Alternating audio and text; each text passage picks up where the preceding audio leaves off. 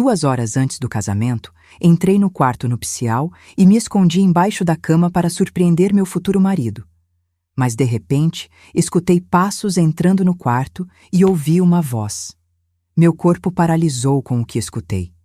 Descobri que meu prometido estava tramando minha morte com a última pessoa no mundo que eu imaginaria. O piso de madeira ranger sob os pés de alguém foi o primeiro som que ouvi. Meu coração disparou. Eu estava ali, deitada de bruços no tapete felpudo, embaixo daquela cama king size, com meu vestido de noiva amassado contra o corpo, tentando controlar a respiração. A ideia tinha parecido tão romântica quando passou pela minha cabeça 1 hora atrás. Surpreender Ricardo. Ver o rosto dele se iluminar quando me descobrisse ali, escondida como uma adolescente apaixonada. Talvez até começássemos a lua de mel ali mesmo, antes da cerimônia, rindo da minha loucura. Aos 55 anos, eu ainda tinha essa coisa boba dentro de mim. Essa vontade de ser especial, de criar memórias que valessem a pena guardar. Antes de continuar, me conta nos comentários de qual cidade você está acompanhando essa história e se já passou por algo parecido. E não esquece de curtir para não perder histórias como essa. Mas os passos não eram de uma pessoa só. Eram dois. 2 homens, pelo peso das passadas. Ricardo tinha entrado, mas com alguém. Meu estômago se apertou. Será que era o cerimonialista? Algum amigo dele trazendo algo de última hora? Fiquei imóvel, prendendo o ar. A suíte presidencial do Hotel Unique tinha custado uma fortuna para essa noite. Flores brancas por todos os lados, champanhe francesa gelando, pétalas de rosa formando um caminho até a cama. Tudo perfeito. Tudo pensado. E eu ali, como uma idiota, esperando o momento certo de aparecer. Então, ouvi a voz dele. Ricardo. Aquela voz grave que me fazia sentir segura. Aquela voz que me disse, eu te amo, pela primeira vez há 8 meses, quando jantávamos naquele restaurante francês nos Jardins. Cara, você tem certeza que ela não vai desconfiar de nada? A voz de Ricardo estava diferente. Mais fria, mais calculista. Não era o tom que ele usava comigo. Era como se estivesse falando de negócios, de algo que precisava ser resolvido com eficiência. E então, a segunda voz respondeu. Uma voz que eu conhecia desde o primeiro choro, desde a primeira palavra. Uma voz que me chamou de mãe pela primeira vez há 32 anos. Relaxa, Ricardo. Minha mãe não desconfia de nada. Ela está cega de paixão por você. Acha que finalmente encontrou o amor da vida dela depois do meu pai. Marcelo. Meu filho. Meu Marcelo. A voz dele estava carregada de um sarcasmo que eu nunca tinha ouvido antes. Um desprezo que cortou minha pele como vidro. O quarto girou ao meu redor, mesmo eu estando parada. Meu Marcelo? O que meu filho estava fazendo ali com Ricardo 2 horas antes do casamento? Por que essa conversa tinha esse tom de conspiração? Então está tudo certo para Fernando de Noronha?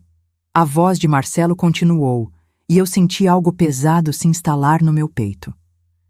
Você lembrou de trocar o colete salva-vidas dela por aquele furado? Meu sangue congelou. Tudo certo, Ricardo respondeu. E eu podia ouvir o sorriso na voz dele.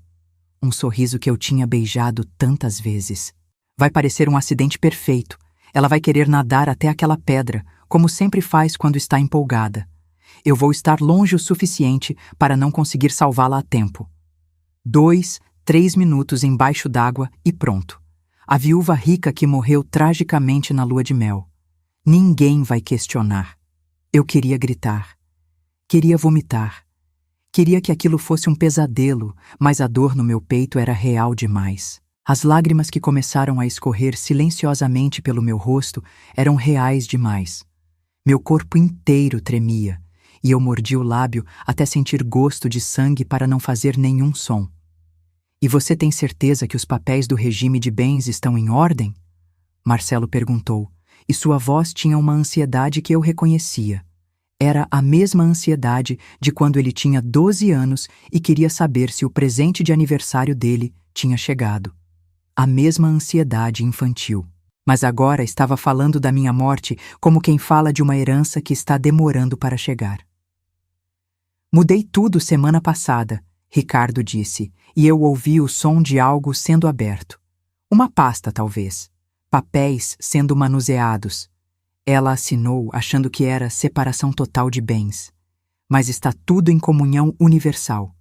No momento que ela morrer, 50% de tudo vai direto para mim como viúvo. E você já sabe sua parte, né? 25 milhões, Marcelo respondeu. E sua voz tinha uma ganância tão crua que me fez sentir náusea. Metade da minha herança adiantada. Finalmente vou poder sair dessa empresa chata e viver a vida que eu mereço. Empresa chata. A empresa que eu construí do zero.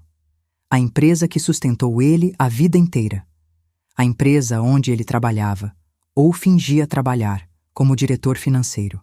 Aquela empresa que era meu legado, minha identidade, meu suor de 15 anos desde que o pai dele morreu. Sua mãe é tão boba que até hoje acha que você trabalha duro, Ricardo riu. Uma risada curta, cruel. Coitada, acha que o filho é perfeito. Sempre fui bom em fingir, Marcelo respondeu. E eu podia imaginar ele dando de ombros com aquela arrogância que eu achava ser autoconfiança. 20 anos fingindo que me importo com essa vida certinha. 20 anos ouvindo ela falar de valores, de construir caráter, de merecer as coisas. Eu mereço, sim.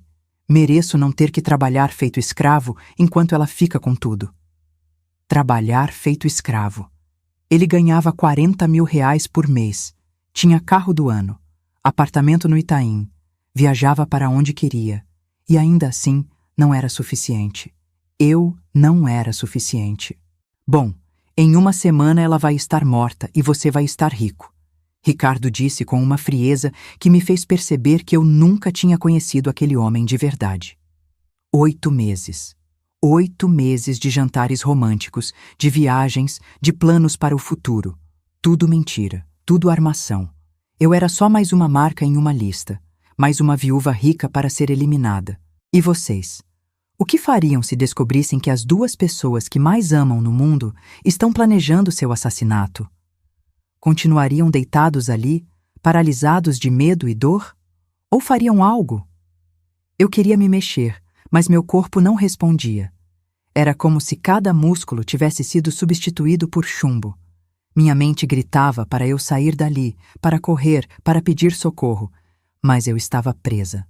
Presa embaixo daquela cama, no meu vestido de noiva ridículo, ouvindo meu filho e meu futuro marido planejarem meu assassinato com a mesma casualidade de quem planeja um churrasco de domingo. Você já fez isso antes, né? Marcelo perguntou, e havia uma curiosidade mórbida na voz dele, como se estivesse conversando com alguém que tinha uma habilidade impressionante. Tipo, quantas vezes? Houve uma pausa longa demais. E então Ricardo respondeu, e sua voz estava ainda mais calma, mais fria, como se estivesse falando sobre o clima. Sua mãe seria a Quinta. Quinta. A palavra ecoou no meu cérebro como um tiro. Quinta. Ele tinha feito isso 4 vezes antes. 4 mulheres. 4 viúvas ricas e ingênuas como eu, que acreditaram em um recomeço, em um amor tardio, em uma segunda chance. 4 mulheres que foram assassinadas em viagens românticas, em acidentes perfeitamente planejados, enquanto ele ficava com o dinheiro e saía impune para procurar a próxima vítima. E eu seria a quinta. Caramba! Marcelo soltou um assovio baixo. E nunca ninguém desconfiou? As famílias ficam arrasadas demais para investigar direito, Ricardo explicou, e eu podia ouvir o orgulho na voz dele. Orgulho. Esse monstro estava orgulhoso de ser um assassino em série. Acidentes acontecem, especialmente em viagens. Uma queda de um penhasco na Grécia, um afogamento em Búzios, uma batida de carro na estrada da Costa Amalfitana. Ninguém quer acreditar que foi planejado. É mais fácil aceitar que foi azar, destino, fatalidade. E eu sempre fico arrasado, faço terapia, finjo estar de luto, até receber a grana e sumir. Búzios, Grécia, Costa Amalfitana. Cada lugar era uma mulher morta, Cada viagem romântica era um plano de assassinato. E Fernando de Noronha seria o meu túmulo. Minha mão, tremendo, se moveu até o bolso lateral do vestido onde eu tinha deixado meu celular. Eu tinha que gravar isso. Tinha que ter prova. Se eu saísse dali e contasse para alguém sem provas, seria minha palavra contra a de 2 homens. E quem acreditaria que um filho planejaria matar a própria mãe? Com movimentos milimétricos, silenciosos, eu tirei o celular do bolso. A tela acendeu e eu rapidamente abaixei o brilho ao mínimo. Meus dedos, suados e trêmulos, encontraram o aplicativo de gravação. Apertei o botão vermelho. A gravação começou. E quanto ao testamento dela? Marcelo perguntou. Ela sempre falou que ia deixar metade para mim e metade para aquela fundação chata de mulheres empreendedoras. Depois que morrer como minha esposa, o testamento não vai importar, Ricardo respondeu. Regime de comunhão universal passa por cima. Eu fico com metade automático. E aí a gente divide como combinado. 25 para mim, 25 para você, Marcelo confirmou, e eu podia ouvir o sorriso na voz dele. Aquele sorriso que eu achava tão bonito. Aquele sorriso que eu tinha orgulho de ver crescer desde bebê. Finalmente vou poder largar essa farsa de filho certinho e viver em Miami como sempre quis. Miami. Ele queria ir para Miami. Com o dinheiro da minha morte. Com o dinheiro que eu ganhei trabalhando 16 horas por dia durante 15 anos. O dinheiro que eu queria usar para ajudar outras mulheres a empreenderem, para criar oportunidades, para deixar um legado que fosse além de mim mesma. Bom, melhor a gente descer, Ricardo disse, e eu ouvi passos se aproximando da cama. Meu coração quase parou. Será que iam se sentar? Será que iam ver meu reflexo no espelho? Daqui a 2 horas você vai estar me entregando sua mãe no altar. Consegue fingir que está feliz? Sou ator há 32 anos, Ricardo, Marcelo respondeu, e sua voz estava tão próxima que eu podia sentir o ar se movendo quando ele falou. Ele estava parado ao lado da cama, bem ali, a poucos centímetros de mim. Consigo fingir qualquer coisa, inclusive que vou sentir saudades dela. As lágrimas escorriam sem parar pelo meu rosto agora, molhando o tapete embaixo de mim. 32 anos. 32 anos de vida dele tinham sido uma mentira? Ou em algum momento ele tinha me amado de verdade? Quando foi que meu filho virou esse estranho cruel e ganancioso? Então está decidido, Ricardo disse. Casamento hoje, lua de mel amanhã. Acidente na quarta-feira, velório na sexta, rico no sábado. Eles riram. Os 2 riram juntos, como velhos amigos celebrando um negócio bem-sucedido. Riram da minha morte como quem ri de uma piada interna. E algo dentro de mim, algo que tinha ficado paralisado de dor e choque, começou a se mover, começou a se transformar. A porta se fechou. Eles tinham saído. O silêncio voltou ao quarto, mas era um silêncio diferente agora. Era o silêncio de quem acabou de renascer, de quem acabou de morrer e ressuscitar em menos de 15 minutos. Eu continuei ali embaixo da cama por mais alguns segundos, respirando fundo, limpando o rosto com as mãos tremendo. Eu tinha a gravação. Tinha tudo. Cada palavra. Cada confissão. Cada plano macabro. Lentamente, dolorosamente, eu saí de debaixo da cama. Meu vestido estava todo amassado, manchado de poeira e lágrimas. Meu cabelo, que a cabeleireira tinha passado 3 horas arrumando, estava desfeito. Mas nada disso importava mais. Fui até o espelho e olhei para meu reflexo. Era uma mulher que eu não reconhecia. Uma mulher com olhos vermelhos, maquiagem borrada, expressão de quem tinha acabado de sair do inferno. Uma mulher que tinha acabado de descobrir que era mais forte do que imaginava. 2 horas. Eu tinha 2 horas até a cerimônia. 2 horas para decidir o que fazer. Fugir? Cancelar o casamento? Ir direto para a polícia? Ou fazer algo que eles jamais esperariam? Minha mão apertou o celular com força. A gravação estava ali. A prova estava ali. E uma ideia começou a se formar na minha mente. Uma ideia terrível. Uma ideia perfeita. Se eles queriam um casamento, eles teriam um casamento. Mas não do jeito que estavam imaginando. Peguei meu celular e disquei um número que eu sabia de cor. A ligação foi atendida no segundo toque. Doutora Cláudia. Minha voz saiu mais firme do que eu esperava. Preciso de você, agora, na suíte presidencial do UNIC. Traga contratos, testemunhas e um gravador oficial. E, por favor, não conte para ninguém. Ninguém mesmo. Quando desliguei, olhei novamente para o espelho. A mulher ali já não era mais a noiva ingênua de 2 horas atrás. Era uma outra pessoa.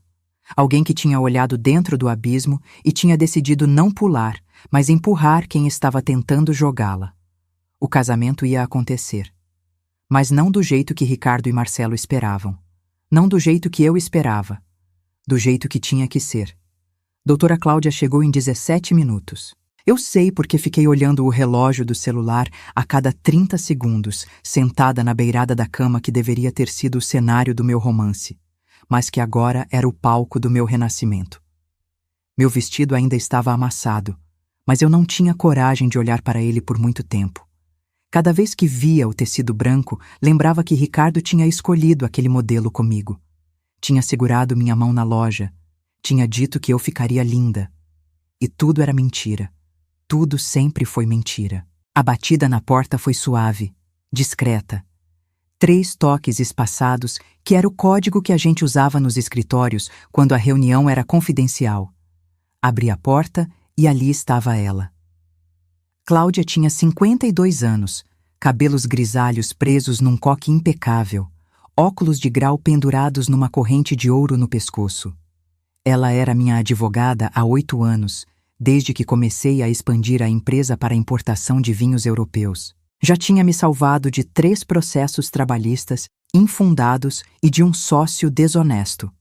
Mas nunca tinha me salvado de um assassinato. Jaqueline, pelo amor de Deus, o que aconteceu? Ela entrou rápido, fechando a porta atrás de si. Seus olhos percorreram meu estado deplorável, o vestido arruinado, minha maquiagem borrada. Você está bem? Foi o Ricardo? Ele te machucou? Eu queria rir da ironia. Ele ainda não tinha me machucado fisicamente, mas estava planejando me matar em menos de 1 semana. Será que isso contava? Senta, Cláudia. Precisa ouvir uma coisa. Minha voz saiu mais controlada do que eu me sentia por dentro. Entreguei meu celular para ela com o aplicativo de gravação já aberto. Aperta o play. Ela hesitou por 1 segundo, aquele olhar de advogada experiente tentando avaliar a situação antes de mergulhar nela. Mas então apertou o botão e colocou o celular no viva voz. E eu vi, pela segunda vez, em menos de 1 hora, meu mundo desmoronar. Só que dessa vez era através dos olhos de outra pessoa. O rosto de Cláudia foi mudando a cada frase, do branco ao verde, do verde ao vermelho. Seus lábios ficaram apertados numa linha fina quando Marcelo disse 25 milhões. Seus olhos se arregalaram quando Ricardo confessou ser a 5ª vez. E quando a gravação terminou, com aquela risada macabra dos dois, ela ficou em silêncio por longos segundos. Meu Deus, Jaqueline! Sua voz estava rouca. Meu Deus do céu, esse homem é um serial killer. E o Marcelo, seu filho, como ele pôde? Essa era a pergunta que martelava na minha cabeça desde que saí de debaixo da cama. Como? Como um filho que eu amamentei, que eu embalei no colo durante noites de febre, que eu ensinei a andar, a falar, a ser um homem de bem, tinha virado esse monstro? Onde foi que eu errei? O que eu não vi? Não sei, admiti, e minha voz finalmente rachou. Não sei, Cláudia. Ele falou que fingiu ser bom filho por 32 anos. 32 anos. A vida inteira dele foi uma mentira. Cláudia se levantou e me abraçou. Um abraço apertado, maternal, que me fez desabar de vez. Chorei ali, no ombro dela, chorei tudo o que tinha segurado enquanto estava escondida. Chorei pelo casamento que não ia acontecer. Chorei pela lua de mel que seria meu túmulo. Chorei pelo filho que eu perdi sem nunca ter realmente tido. E vocês? Já precisaram ser mais fortes do que achavam que conseguiam ser? Já tiveram que engolir a dor e transformar ela em ação? Me conta nos comentários como foi. Você precisa cancelar o casamento. Cláudia disse quando eu finalmente me afastei, limpando o rosto com as costas das mãos. Precisa ir direto para a polícia. Essa gravação é prova suficiente para prendê-los por tentativa de homicídio e conspiração. E com a confissão das outras mortes, eles vão reabrir os casos. Ricardo vai ser condenado. Marcelo também. Eu sei, respondi, e minha voz estava diferente agora, mais firme, mais fria. Mas não é assim que vai ser. Cláudia me olhou como se eu tivesse enlouquecido. Como não? Jaqueline, eles estão planejando te matar, em menos de uma semana. Você não pode simplesmente... Eu vou me casar. As palavras saíram da minha boca antes mesmo que meu cérebro consciente processasse a decisão completamente. Mas no momento que falei, soube que era isso. Era exatamente isso que eu ia fazer. Vou entrar naquela igreja, vou caminhar até aquele altar e vou expor os dois na frente de todos. Você enlouqueceu. Cláudia balançou a cabeça. Jaqueline, isso é perigoso. E se eles perceberem? E se tentarem fazer algo antes? Eles não vão perceber, respondi, pegando o celular de volta da mão dela. Porque eu vou ser a noiva perfeita. Vou sorrir, vou chorar de emoção, vou fazer tudo certinho. Mas quando chegar a hora dos votos, a hora deles dizerem sim e eu dizer sim, vai ser aí que eu vou virar o jogo. Expliquei o plano. Cada detalhe, cada movimento. Cláudia me ouvia com uma expressão que oscilava entre admiração e horror. Quando terminei, ela ficou me encarando por longos segundos. Você tem certeza disso? Ela perguntou. Porque não tem volta. Uma vez que você tocar aquele áudio na igreja, na frente de 300 pessoas, a vida deles acaba. E a sua também muda para sempre. Denunciar o próprio filho. Jaqueline, você aguenta isso? Essa era a pergunta, não era? Eu aguentava. Aguentava colocar meu filho na cadeia? Aguentava ser a mãe que traiu o instinto maternal mais básico de proteger a cria, mesmo quando a cria é um monstro? Olhei para o espelho novamente. Para aquela mulher de 55 anos, com rugas ao redor dos olhos, algumas manchas de idade começando a aparecer nas mãos, cabelo que já precisava de tintura para esconder os fios brancos. Uma mulher que a sociedade dizia estar no fim da vida útil. Uma mulher que homens como Ricardo viam como alvo fácil. Uma mulher que o próprio filho via como obstáculo para uma vida de luxo. Eu aguento, falei. E dessa vez não tinha dúvida na minha voz. Porque a alternativa é estar morta na quarta-feira. E eu não vou dar esse gostinho para eles. Cláudia assentiu devagar. Então vamos precisar de ajuda. A polícia precisa estar avisada e posicionada. Você precisa de proteção. E precisamos garantir que essa gravação não se perca. Passamos a próxima hora e meia elaborando tudo. Cláudia ligou para um delegado amigo dela. Explicou a situação. Ele ficou em silêncio por tanto tempo que achamos que a ligação tinha caído. Mas então ele disse que ia destacar 4 policiais à paisana na igreja. Eles entrariam como convidados, sentariam estrategicamente e, na hora certa, fariam as prisões. Fizemos cópias da gravação. Uma foi para a nuvem.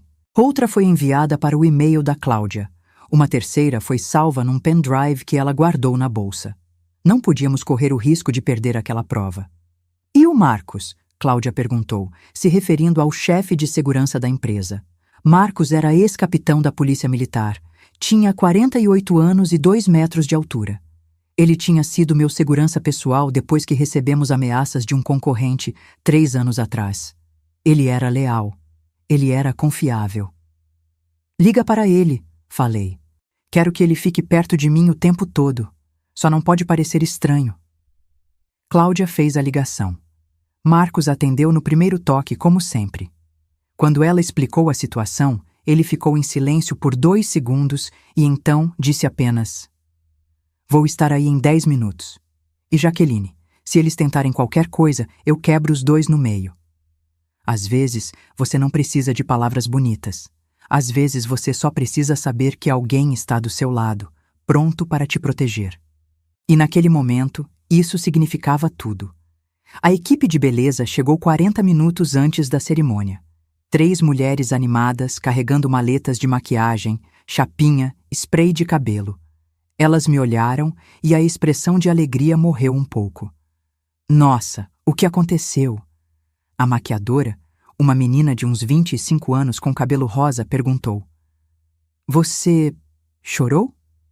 Emoção, menti, forçando um sorriso. Sabe como é? Casar de novo depois de tantos anos sozinha. Bateu tudo de uma vez. Elas compraram. Claro que compraram, porque quem iria imaginar que uma noiva chorasse porque descobriu que ia ser assassinada pelo marido e pelo filho? Fiquei sentada naquela cadeira por 30 minutos, enquanto elas reconstruíam meu rosto. Base, corretivo, blush, sombra, delineador, batom vermelho. A cada camada, a Jaqueline vulnerável ia sumindo e aparecendo a Jaqueline que precisava ser. A Jaqueline forte, a Jaqueline vingativa, a Jaqueline que não ia morrer afogada em Fernando de Noronha. O vestido novo que Cláudia trouxe era idêntico ao que estava amassado. Ela tinha ligado para a loja, inventado que uma convidada tinha derrubado vinho no meu vestido e pedido o modelo reserva. 40 minutos e 15 mil reais depois, estava ali, limpo, perfeito, branco como a mentira que eu ia fingir por mais uma hora. Quando olhei no espelho pela terceira vez naquele dia, vi uma noiva, linda, radiante, pronta para o casamento dos sonhos. Mas por dentro, eu era outra coisa. Era uma mulher que tinha morrido embaixo de uma cama e ressuscitado com um único propósito: vingança. A limusine me buscou no hotel. Dentro estava Cláudia, Marcos e uma maquiadora que ia me acompanhar até a igreja para últimos retoques. Durante o trajeto de 20 minutos, ninguém falou muito. Cláudia revisava papéis. Marcos checava o celular, provavelmente coordenando com a polícia. Eu olhava pela janela, vendo São Paulo passar, aquela cidade que era minha casa, aquela cidade onde eu ia expor 2 monstros. Meu celular vibrou. Uma mensagem de Marcelo. Mãe, você está bem? Demorou muito no hotel.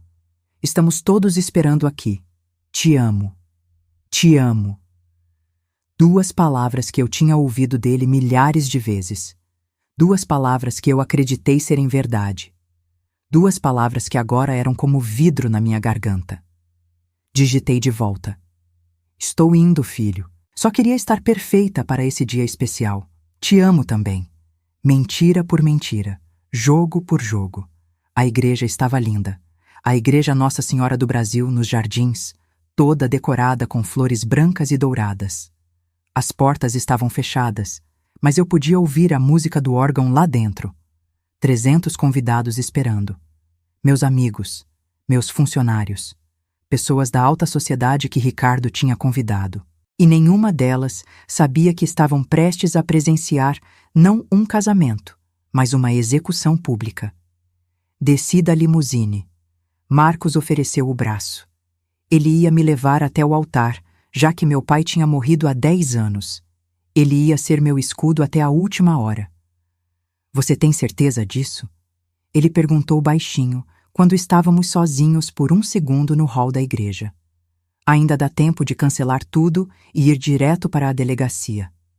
Segurei o braço dele com força. Eu tenho certeza.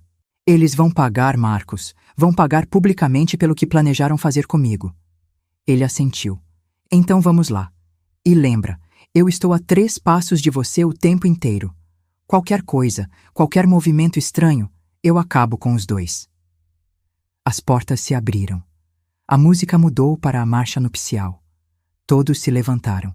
E lá na frente, ao lado do altar, estavam eles.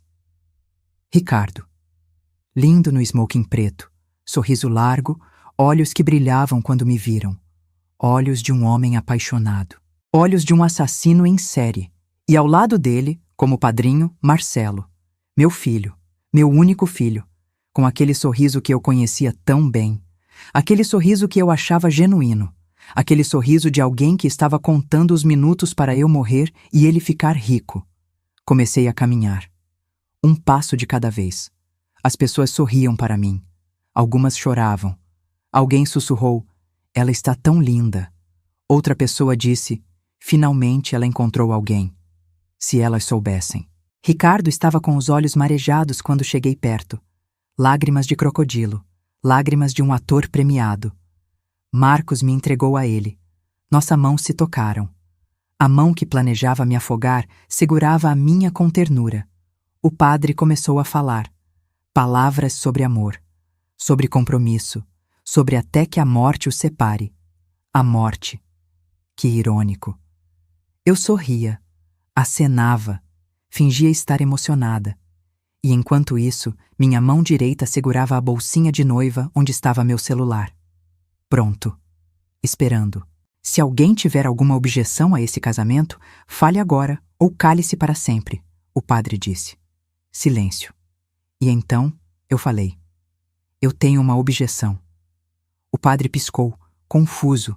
Ricardo me olhou, surpreso. Marcelo franziu a testa. A igreja inteira ficou em silêncio absoluto. Jaqueline? Ricardo sussurrou. O que você está fazendo? Eu me virei para os convidados, 300 pares de olhos fixos em mim, e então peguei meu celular. Antes de dizer sim, minha voz ecoou pela igreja, firme e clara. Vocês todos precisam ouvir algo. Precisam ouvir quem é o homem com quem eu quase casei e quem é meu filho de verdade. E apertei o play. A voz de Ricardo saiu dos alto-falantes da igreja como um trovão.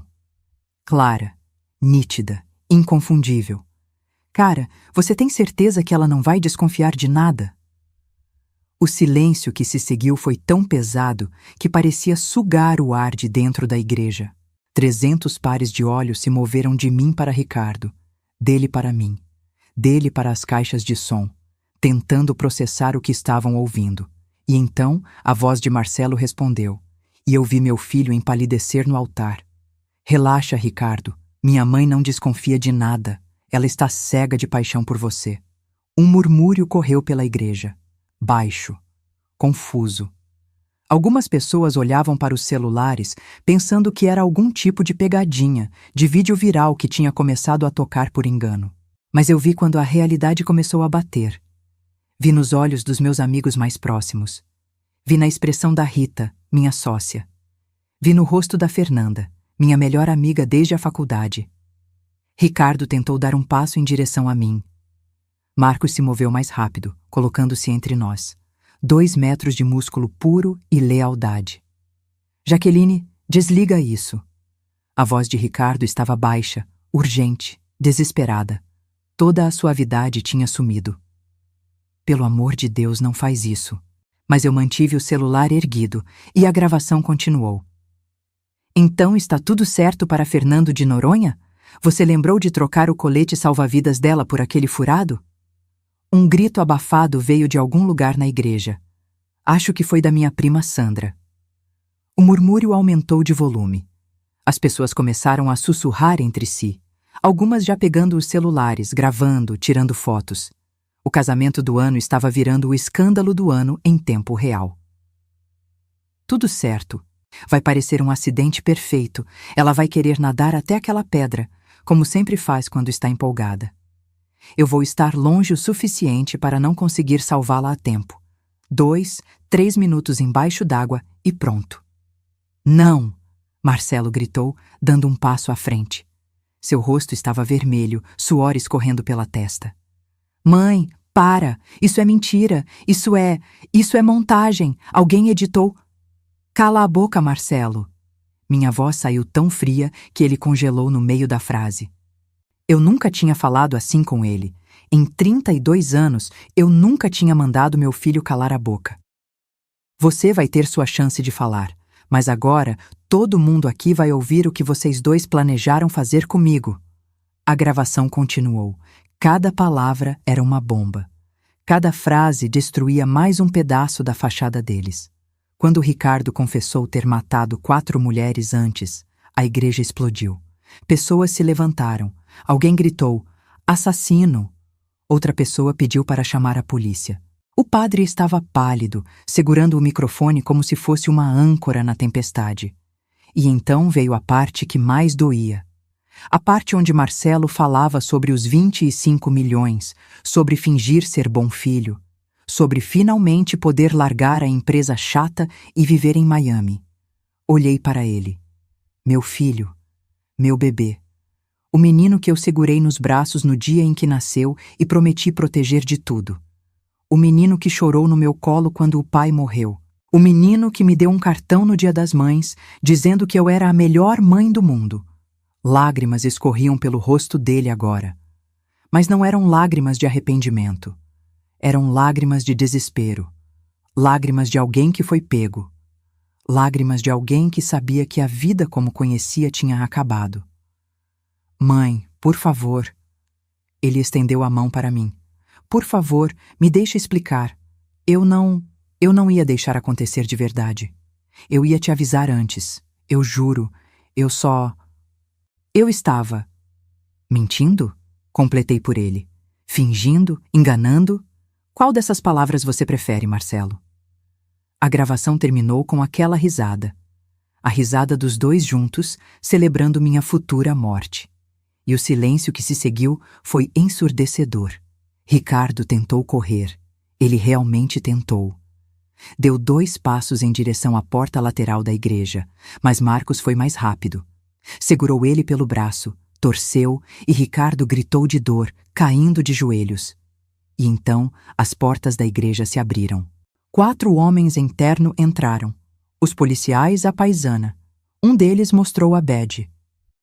Ricardo Mendes e Marcelo Santos, vocês estão presos por tentativa de homicídio qualificado e conspiração para matar. Foi nesse momento que Ricardo quebrou. Ele se jogou no chão chorando, implorando. Foi só uma brincadeira. A gente estava brincando. Jaqueline, amor, você sabe que eu nunca faria isso. A gente estava bebendo, zoando, inventando história. Bebendo? Minha voz cortou as palavras dele. Era meio-dia, Ricardo, e vocês estavam tão sóbrios que estavam revisando documentos legais, checando o regime de bens, planejando cada detalhe. Isso não foi brincadeira, foi premeditação. Os policiais o levantaram do chão. Algemas nos pulsos, algemas naquelas mãos que eu tinha segurado, aquelas mãos que teriam me empurrado para a morte. Marcelo não tentou correr. Ele só ficou ali, parado, olhando para mim.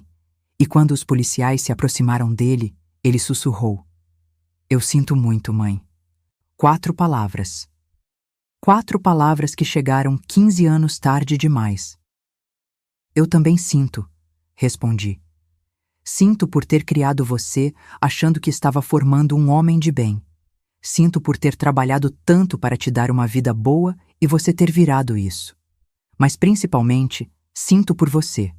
Porque vai passar os próximos anos na cadeia pensando em como tudo poderia ter sido diferente se você tivesse escolhido ser humano em vez de ser monstro. Eles foram levados. Ricardo gritando que era inocente. Marcelo em silêncio, cabeça baixa. E a igreja inteira assistiu. 300 testemunhas, 300 pessoas que nunca esqueceriam desse dia.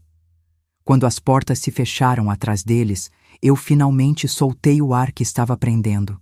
Minhas pernas fraquejaram. Marcos me segurou antes que eu caísse. Você conseguiu, ele disse baixinho. Acabou. Mas não tinha acabado. Aquilo era só o começo. Os meses seguintes foram um borrão de tribunais, advogados, jornalistas e noites sem dormir. O caso explodiu na mídia. Noiva expõe conspiração de assassinato no altar. Serial killer pego em flagrante. Filho planejava matar mãe por herança.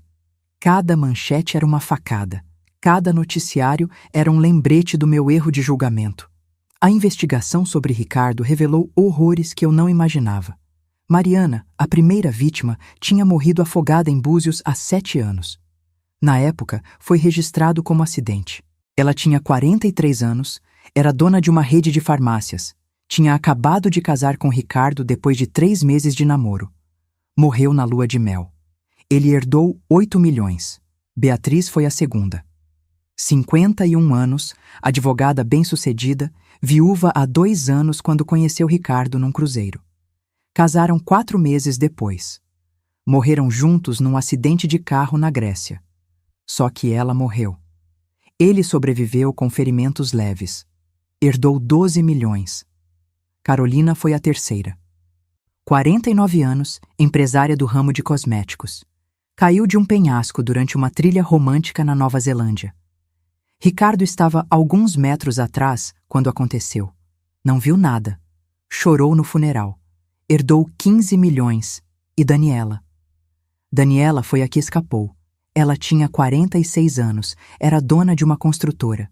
Conheceu Ricardo, se apaixonou, aceitou o pedido de casamento. Mas algo a incomodava. As perguntas dele sobre testamento. O jeito que ele insistia em regime de comunhão de bens. A pressa para marcar a lua de mel em Bali. Ela contratou um detetive particular. Descobriu o padrão. Descobriu as mortes suspeitas. Descobriu que Ricardo nem era o nome real dele. Era Roberto Silva, um cara de Curitiba que tinha mudado de identidade 3 vezes. Daniela rompeu o noivado. Ele implorou, chorou. Disse que ela estava louca, mas ela tinha provas. E quando ela ameaçou ir à polícia, ele sumiu, mudou de cidade, mudou de nome de novo. Virou Ricardo Mendes e conheceu a próxima vítima, eu. No julgamento, Daniela testemunhou.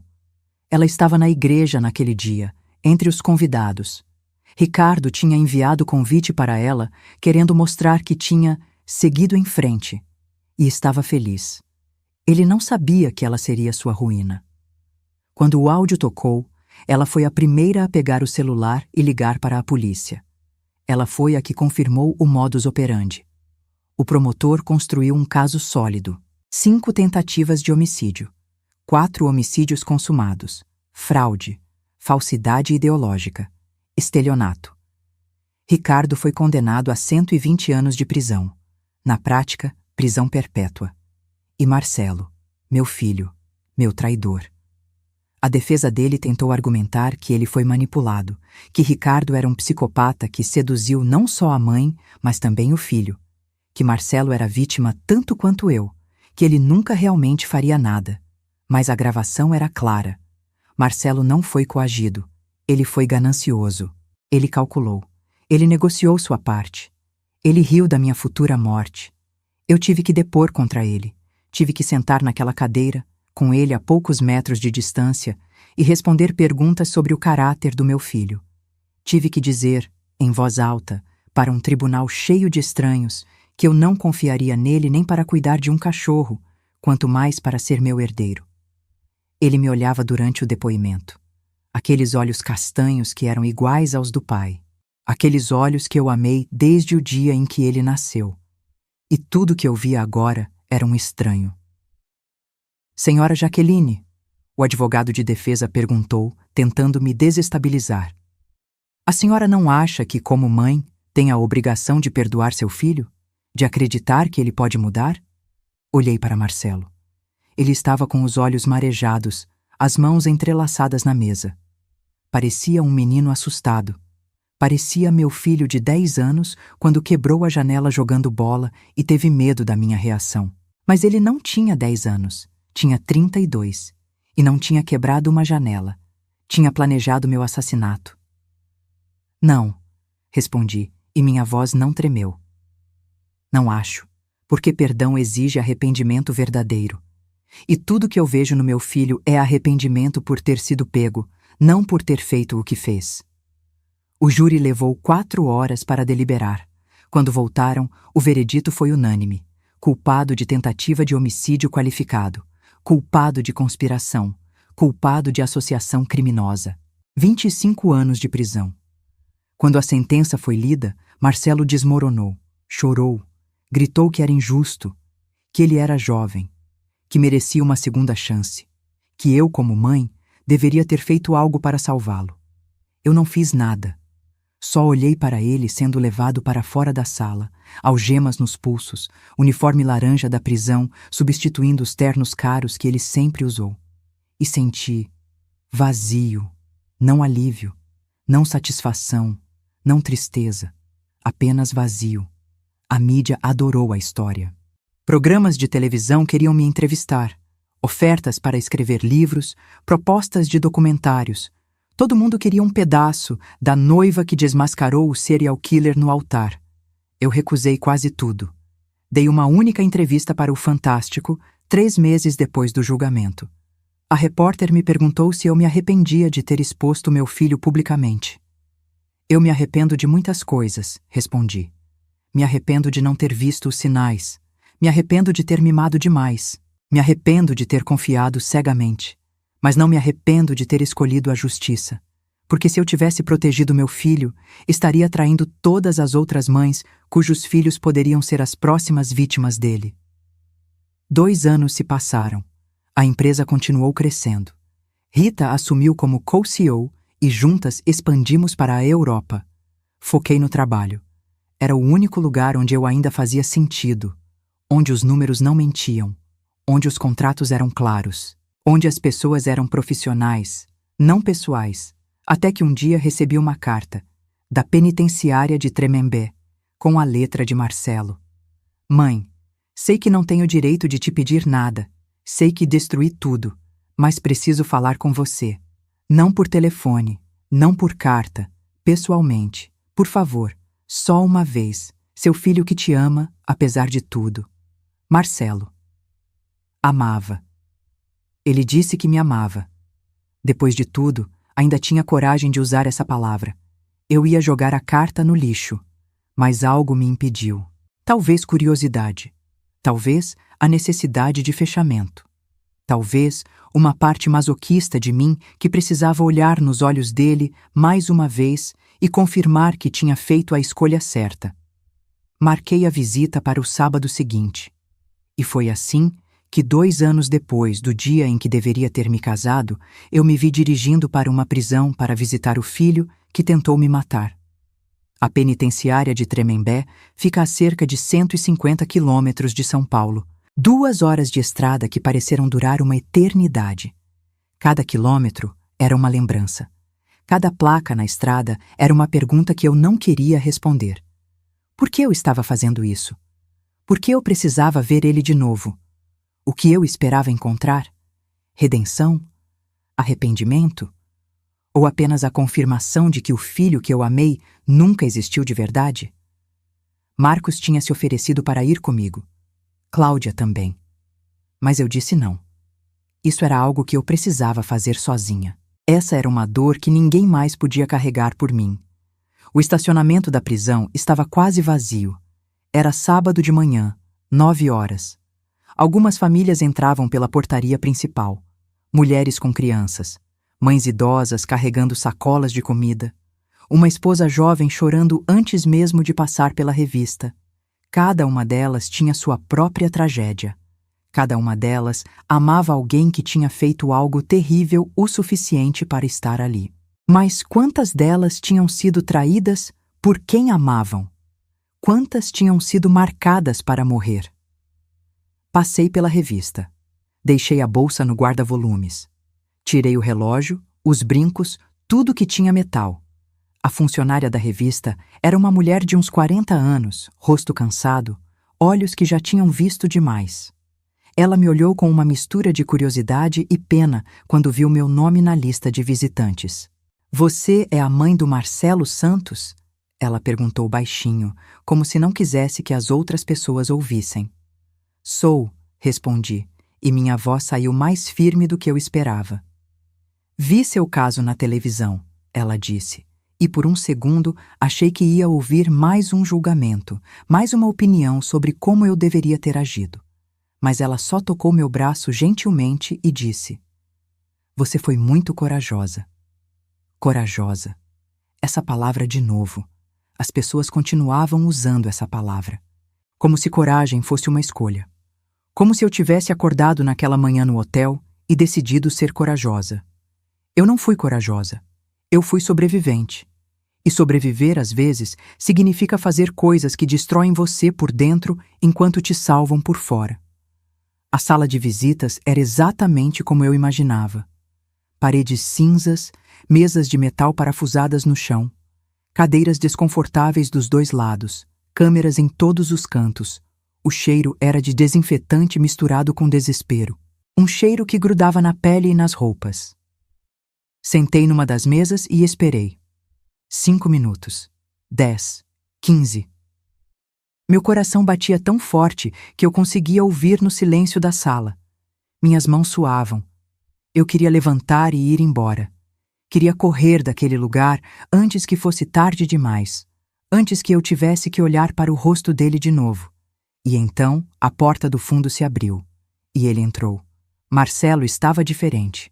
Muito diferente. O cabelo tinha crescido, despenteado, sem o gel que ele sempre usava. Tinha emagrecido uns 10 quilos. A pele estava pálida, sem o bronze que ele mantinha indo à academia todo dia. O uniforme laranja da prisão pendurava no corpo dele como se fosse 2 números maior. Mas os olhos eram os mesmos. Castanhos, iguais aos do pai. Ele parou quando me viu. Por um segundo, achei que ia chorar, ou que eu ia chorar. Mas nenhum de nós fez nada. Só ficamos ali, olhando um para o outro através daquela distância de 3 metros que parecia 3 continentes. Ele se aproximou devagar e sentou na cadeira do outro lado da mesa. Não tínhamos vidro entre nós. Não precisava. Eu não ia tocá-lo. E ele sabia disso. "Oi, mãe", ele disse, e sua voz saiu rouca, como se estivesse enferrujada de tanto desuso. "Obrigado por vir. Eu não achei que você viria." "Eu também não", admiti. "Mas aqui estou." Silêncio. Um silêncio pesado, cheio de tudo que a gente não disse nos últimos 2 anos. Cheio de todas as perguntas que eu tinha e todas as desculpas que ele provavelmente tinha preparado. "Você está bem?" ele perguntou, e a ironia da pergunta quase me fez rir. Ele estava me perguntando se eu estava bem. Ele, o homem que planejou meu assassinato. "Estou viva", respondi, "que é mais do que você queria para mim." Ele encolheu como se eu tivesse batido nele. Olhou para as mãos, para as unhas roídas, para os dedos que tremiam levemente. Eu sei que não tem desculpa. Eu sei que nada que eu dizer vai consertar. Mas eu preciso que você saiba. Eu preciso que você entenda." "Entender o quê, Marcelo?" Minha voz saiu mais alta do que eu pretendia. A guarda na porta olhou para nós, alerta. Respirei fundo e forcei a voz a ficar mais baixa. "O que você quer que eu entenda? Que você fingiu me amar por 32 anos? Que você calculou quanto minha morte valia? Que você riu da ideia de me ver morrer afogada?" "Eu não fingi", ele disse rápido, desesperado.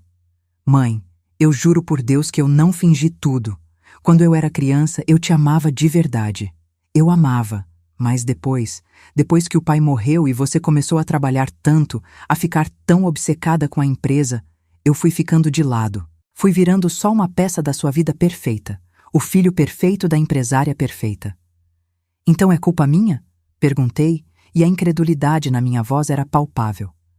"Eu trabalhei demais para dar uma vida boa para você, e por isso você decidiu que eu merecia morrer?" "Não." Ele bateu as mãos na mesa e a guarda deu um passo à frente. Marcelo levantou as mãos em rendição e abaixou a voz. "Não, mãe, não é isso. Eu sei que sou eu o errado. Eu sei. Mas você quer saber a verdade? A verdade que eu nunca tive coragem de falar? Eu tinha inveja de você." Inveja. A palavra pairou entre nós como uma confissão suja. "Você tinha tudo", ele continuou, e lágrimas começaram a escorrer pelo rosto dele. "Você tinha sucesso, dinheiro, respeito. Todo mundo olhava para você como se você fosse uma deusa. E eu era só o filho da Jaqueline. Trabalhava na empresa da Jaqueline. Vivia na sombra da Jaqueline. Eu não era nada sozinho. E quanto mais velho eu ficava, mais eu odiava isso. Mais eu odiava você por ser tudo que eu nunca conseguiria ser. E vocês? Já se pegaram odiando alguém que só queria o bem de vocês? Já deixaram a inveja transformar amor em ressentimento? Me conta nos comentários se já passaram por algo assim. Olhei para meu filho chorando do outro lado da mesa e senti nada. Ou talvez sentisse tudo de uma vez: pena, raiva, tristeza, decepção. Mas mais do que tudo, senti aceitação. A aceitação de que o filho que eu criei tinha morrido em algum momento do caminho, e o homem que estava sentado ali era um estranho que eu não conhecia mais. Você sabe o que é engraçado, Marcelo? Falei, limpando uma lágrima que tinha escapado sem que eu percebesse. Durante todos esses anos, eu achei que estava trabalhando por você. Cada contrato que eu fechava, cada expansão da empresa, cada real a mais que eu ganhava, era pensando em te dar um futuro seguro, em deixar um legado para você. E você viu tudo isso como uma competição, como se eu estivesse tentando ser melhor que você, quando na verdade eu só estava tentando ser a melhor versão de mim mesma para te dar tudo. Eu sei disso agora, ele soluçou. Mãe, eu sei. Aqui dentro, eu tive muito tempo para pensar, muito tempo para me arrepender. E eu me arrependo, todos os dias, de cada palavra que eu disse, de cada plano que eu fiz. Se eu pudesse voltar. Mas você não pode, cortei. Ninguém pode. E essa é a parte mais cruel de tudo isso, Marcelo. Não existe máquina do tempo. Não existe delete. Você fez o que fez. Eu ouvi o que ouvi. E agora a gente tem que viver com isso pro resto da vida. Ele balançou a cabeça, chorando mais forte agora. Eu sei. Mas, mãe, você consegue me perdoar? Um dia? Em algum momento da sua vida, você consegue olhar para mim e perdoar? Perdoar. Essa palavra de novo. Todo mundo queria perdão. Como se perdão fosse um botão que você aperta e tudo volta ao normal. Como se perdão apagasse a dor. Como se perdão ressuscitasse a confiança morta. Não sei, respondi honestamente. Talvez um dia. Talvez daqui a 10, 20 anos, quando a dor não for mais tão aguda. Quando eu conseguir lembrar de você criança sem lembrar de você adulto planejando minha morte. Talvez aí eu consiga perdoar. Mas não hoje, Marcelo. Hoje eu ainda estou muito ocupada tentando me perdoar. Se perdoar? Ele franziu a testa. Por quê? Você não fez nada de errado. Eu criei você, falei, e a dor na minha voz era impossível de esconder. Eu te dei valores, ou achei que dei. Eu te mostrei o mundo, ou achei que mostrei. E em algum lugar no meio do caminho, eu errei. Eu não vi os sinais. Não vi você mudando. Não vi você virando esse homem que conseguia planejar a morte da própria mãe. Então, sim, eu preciso me perdoar por isso. Por ter sido cega. Por ter confiado demais. Por ter amado sem questionar. Ficamos em silêncio por longos minutos. O barulho de outras visitas ao redor era um zumbido distante. Alguém ria em algum lugar. Alguém chorava em outro. A vida dentro daquela prisão continuava, indiferente à nossa tragédia particular. Existe alguma coisa que eu possa fazer? Marcelo finalmente perguntou. Alguma forma de mostrar que eu mudei? Que eu sou diferente agora? Pensei na pergunta. Realmente pensei. E então dei a única resposta honesta que consegui encontrar. Você pode cumprir sua pena, falei. Pode usar esses 25 anos para realmente se tornar o homem que você fingiu ser a vida inteira. Pode ajudar outros presos, pode estudar, pode trabalhar, pode fazer algo de útil com o tempo que você tem. E quando sair daqui, se é que vai sair um dia, pode viver uma vida que honre as chances que você teve e desperdiçou. Essa é a única forma. Não por mim, por você mesmo. Ele assentiu devagar, limpando o rosto com as mãos. E você? O que você vai fazer agora? Vou viver, respondi me levantando. A visita estava terminando. Eu sabia porque sentia. Tinha vindo buscar fechamento e tinha encontrado. Não era o fechamento que eu queria, mas era o que eu precisava. Vou viver a vida que você tentou tirar de mim. Vou expandir a empresa. Vou ajudar outras mulheres. Vou criar uma fundação em memória das mulheres que Ricardo matou. Vou transformar essa dor em algo útil, em algo que salve vidas. E talvez, só talvez, um dia eu consiga olhar no espelho e não ver a mãe que falhou, mas a mulher que sobreviveu. Marcelo se levantou também. Por um segundo, achei que ia tentar me abraçar, mas ele ficou parado, respeitando o espaço entre nós. um espaço que talvez nunca mais fosse preenchido. Eu te amo, mãe, ele disse. Mesmo que você nunca acredite nisso de novo. Mesmo que você passe o resto da vida me odiando. Eu te amo. Olhei para ele. Para aquele homem de 34 anos que era meu filho, mas também era um estranho. E a única coisa que consegui dizer foi: eu também te amei. Amei o menino que você foi. E talvez um dia eu consiga amar o homem que você pode se tornar. Mas o homem que você é agora, esse eu não conheço. Virei as costas e caminhei em direção à porta. Cada passo era uma despedida. Cada passo era uma aceitação. Cada passo era um recomeço. Quando cheguei à porta, olhei para trás uma última vez. Marcelo estava parado no mesmo lugar, chorando silenciosamente, as mãos nos bolsos, os ombros curvados. Parecia menor do que eu lembrava. Parecia derrotado. Parecia humano. E eu saí. Do lado de fora da prisão, o sol estava alto. O céu estava azul. Pássaros cantavam em algum lugar. A vida continuava, indiferente à tragédia que tinha acabado de acontecer dentro daquelas paredes. Entrei no carro e dirigi de volta para São Paulo. 2 horas de estrada onde eu não ouvi música. Não atendi telefone. Só dirigi, pensando em tudo e em nada ao mesmo tempo. Quando cheguei em casa, liguei para a Cláudia. Quero criar a fundação, falei assim que ela atendeu. A Fundação Justiça para ela. Quero usar metade da minha fortuna para ajudar mulheres que estão em relacionamentos abusivos. Quero reabrir casos de mortes suspeitas de mulheres. Quero fazer algo que importe. Jaqueline, a voz dela estava emocionada. Você tem certeza? Isso vai ser trabalhoso. Vai trazer de volta todas as memórias. Vai ser doloroso. Eu sei, respondi. Mas dor que salva vidas vale a pena. E se eu posso transformar minha tragédia em proteção para outras mulheres, então minha sobrevivência teve um propósito maior. A Fundação Justiça para ela foi oficialmente criada 6 meses depois da visita à prisão. Usamos 25 milhões para estruturar tudo. Criamos uma rede de apoio para mulheres em situação de risco.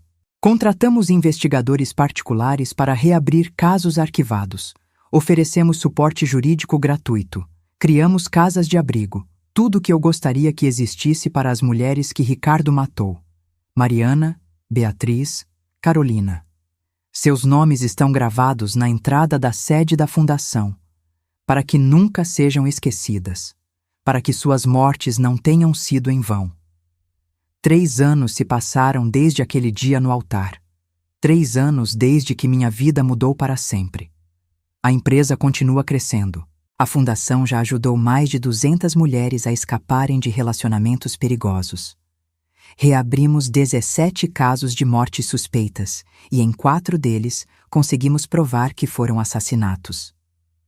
Ricardo continua preso, prisão perpétua. Ele nunca mais vai sair. E eu durmo melhor sabendo disso. Marcelo cumpre sua pena. Recebi mais 3 cartas dele. Não respondi nenhuma. Talvez um dia eu responda. Talvez não. O tempo dirá. Quanto a mim, eu aprendi que força não é nunca cair. Força é levantar toda vez que você cai. É olhar para a pessoa que você mais amou no mundo e escolher a verdade em vez da conveniência. É transformar a pior experiência da sua vida em algo que ajuda outras pessoas. Eu aprendi que amor verdadeiro não é cego. Amor verdadeiro enxerga os defeitos e ainda assim escolhe ficar, mas só enquanto não coloca você em perigo. Quando o amor vira ameaça, não é mais amor, é prisão. E ninguém merece viver presa. Eu aprendi que ser mãe não significa proteger seu filho de todas as consequências. Às vezes, ser mãe significa deixar que as consequências ensinem as lições que você não conseguiu ensinar. E mais importante, eu aprendi que sobreviver não é suficiente. É preciso viver. Realmente viver. E é isso que eu faço todos os dias. Acordo, respiro, trabalho, ajudo. E agradeço por estar viva para fazer tudo isso, porque podia ser diferente. Eu podia estar morta no fundo do mar em Fernando de Noronha. Mais uma estatística, mais um acidente trágico, mais uma mulher que confiou na pessoa errada. Mas não estou. Estou aqui, viva, forte, e usando minha segunda chance para garantir que outras mulheres também tenham a delas. Obrigada por chegar até o fim dessa história. Se ela te tocou de alguma forma, se te fez refletir sobre confiança, sobre família, sobre sobrevivência, compartilha com alguém que precisa ouvir isso. E lembra, força não é nunca cair. Força é levantar todas as vezes que você cai, e eu levantei, e vou continuar levantando, todos os dias, pelo resto da minha vida.